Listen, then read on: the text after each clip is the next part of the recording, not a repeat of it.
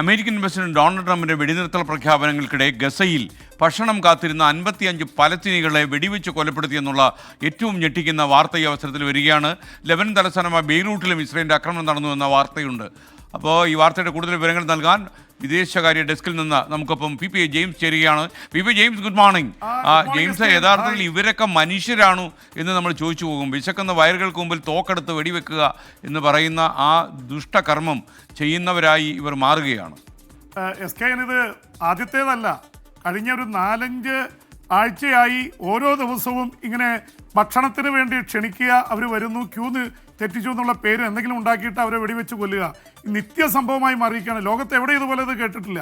ഇപ്പോൾ ഇതിനകം തന്നെ 600-ലേറെ പേർ കൊല്ലപ്പെട്ടിട്ടുണ്ട്. ഈ നേരിട്ട് വെടിവെച്ച് ഒരു ഇതുമില്ലാതെ നിരായുധരായി നിൽക്കുന്ന മനുഷ്യർക്ക് നേരെ തോക്ക് ചൂണ്ടി വെടിവെച്ച് ഇവരെ കൊലപ്പെടുത്തിയത്. ഇപ്പോൾ ഏറ്റവും ഇതായിട്ടുള്ള വിചിത്രമായിട്ടുള്ള കാര്യം SKN, അവിടുത്തെ അമേരിക്കയുടെ പ്രസിഡന്റ് ഡൊണാൾഡ് ട്രംപ് വെടിനിർത്തലാവുന്നു, ഇസ്രായേൽ സമ്മതിച്ചു, ഹമാസ് സമ്മതിക്കാനിരിക്കുന്നു എന്ന് പ്രഖ്യാപിച്ചതിന് തൊട്ടു പിന്നാലെ ഇവരെ ഈ മണിക്കൂറുകളിൽ 55 പാലസ്തീനികളെ വെടിവെച്ച് കൊലപ്പെടുത്തിയിരിക്കുന്നു. അവരൊക്കെ ഭക്ഷണം കാത്ത് ക്യൂവിൽ നിന്നവരാണ്.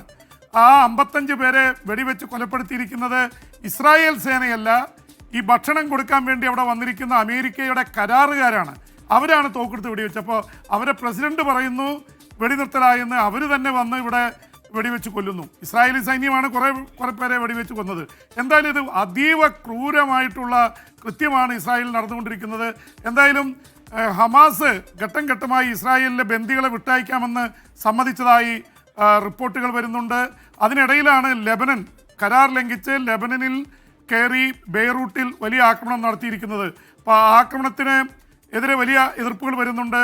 അതിനിടയിൽ SKN ഉക്രൈൻ യുദ്ധത്തിൽ നിന്ന് ഒരു പ്രധാനപ്പെട്ട വാർത്ത വരുന്നത്, ഉക്രൈൻ സേന നടത്തിയ ആ വ്യോമാക്രമണത്തിൽ ഈ റഷ്യയുടെ ക്രിസ്ക് ഏരിയ, ഉക്രൈൻ അതിർത്തിക്ക് സമീപമാണ്, അവിടുത്തെ കമാൻഡ് സെൻറ്റർ റഷ്യയുടെ ആക്രമിച്ച് അവിടുത്തെ നാവിക സേനയുടെ ഉപമേധാവി മിഖായിൽ ഗുഡ്കോവും 10 സൈനികരും കൊല്ലപ്പെട്ടു എന്ന വാർത്ത കൂടി ഈ മണിക്കൂറുകളിൽ വരുന്നുണ്ട്. അപ്പോൾ യുക്രൈൻ യുദ്ധവും ഇപ്പുറത്തെ ഇസ്രായേൽ യുദ്ധവും തുടരുകയാണ്. ട്രംപിൻ്റെ വാഗ്ദാനങ്ങളൊന്നും ഇതുവരെ ഫലിച്ചിട്ടില്ല. SKN. Thank you, P James.